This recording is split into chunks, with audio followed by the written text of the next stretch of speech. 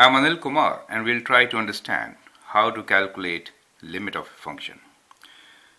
Well, in this video, we'll talk about continuous functions and we will observe that limit of a continuous function is actually the value of function as x approaches that value. Now, I will suggest that you should go through at least 10 videos to understand how to find limit, since I have placed them one after the other covering different types of functions and different scenarios. So in this video we are talking about continuous functions, and then we'll take functions which are not continuous and where the limit could be of 0 over 0 form when you substitute the value of x.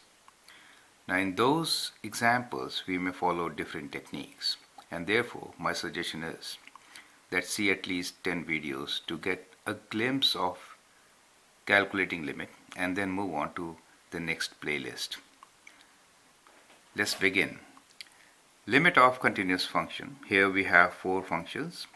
We need to calculate limit of 2x plus 1 as x approaches 0. 2x plus 1 is a line. As you know, it's a continuous function.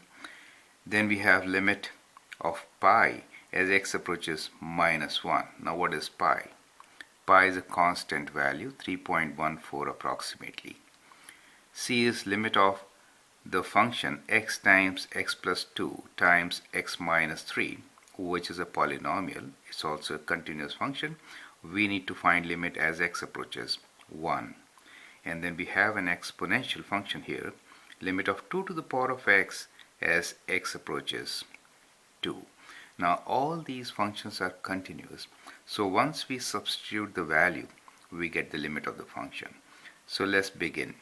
So the first one, limit of 2x plus 1 as x approaches 0, substitute 0 for x. What do you get? You get 2 times 0 plus 1, and that is equals to 0 plus 1, and that is equal to 1.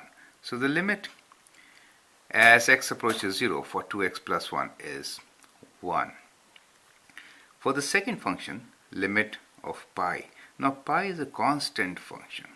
So whether you approach minus 1 or any other value, the value for the function will always be pi, and so the answer is pi. Now we have a cubic function x approaching 1. Let's substitute 1 here. So if I substitute 1 here, what do I get? I get 1 times 1 plus 2 times 1 minus 3, and that is 1 times 1 plus 2 is 3, and then we have 1 minus 3, which is minus 2, and that gives us minus 6. So that is the answer for part C. For the last one, limit of exponential function 2 to the power of x when x approaches 2. So let's substitute 2 for x, and we get 2 square, which is 4. So that is the answer for part D. Now let's have a look at these functions one by one. So I'll make a graph and try to sketch some functions here itself. The first one we are talking about is a linear function 2x plus 1. Y-intercept 1, slope of 2, right? So it's kind of a line going like this, right?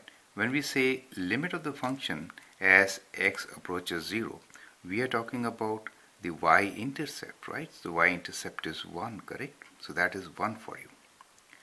As you approach 0 from left side or from right side, you approach the y-intercept, which is 1, correct? So what we see here is, on both the sides you approach the same value, and therefore the limit is 1, and that is also a way of finding y-intercept for a continuous graph, correct? So this is for A, and for B we are looking for pi 3.14, right? So this is 1, let us say this is 2, this is 3. 3.14 will be kind of lying somewhere here, right? So this represents pi for us. Now whether you approach from negative 1, let us say, is here for us. Right? So this is negative 1, this is positive 1. You will find that the value is always constant, and therefore limit is constant, correct? Now for the next function, which is x times x plus 2. Let me sketch another graph for this one. Okay. Now here we have three zeros. First zero is at origin. Second one is at minus 2. Let us say this is at minus 2. And then we have 0 at 3. Now if you sketch you can find some values. You can just place some values for x and calculate, and then you sketch. It's a cubic function with leading coefficient positive, so the graph moves from left to right, from quadrant 3 to quadrant 1. And so approximately the graph will look like this. It will cross this x point, x-intercept, and kind of move like this, right? So that is how the function is going to be.